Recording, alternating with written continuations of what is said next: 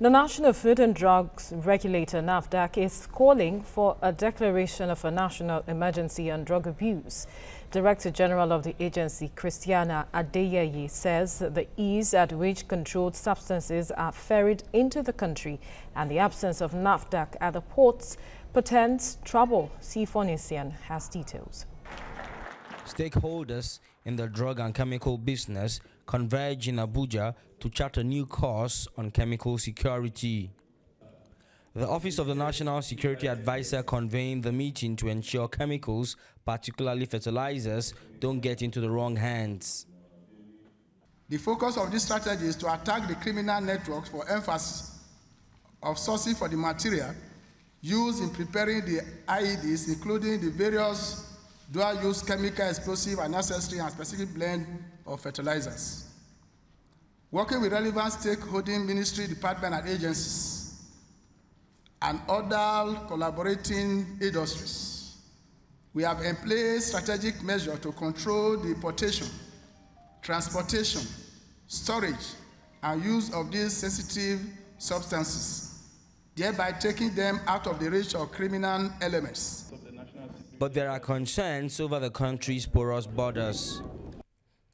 The Director General of Nigeria's Food and Drug Control Agency laments over the limitations her agency is grappling with.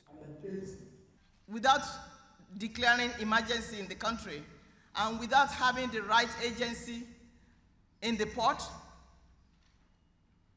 we will still be hiding our heads in the sand in terms of control.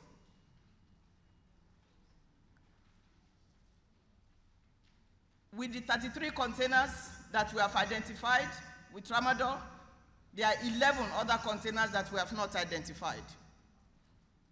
We need help. NAFDAC needs a lot of help in order to perform our duty or our mandate.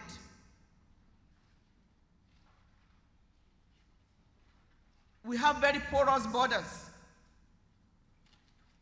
thousands of miles of porous borders. We don't have adequate vehicles as agency because at this point we spend our own money to fund ourselves aside from the salary.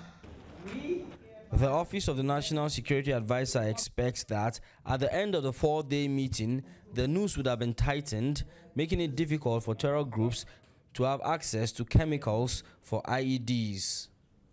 Sifonisian, TVC News, Abuja.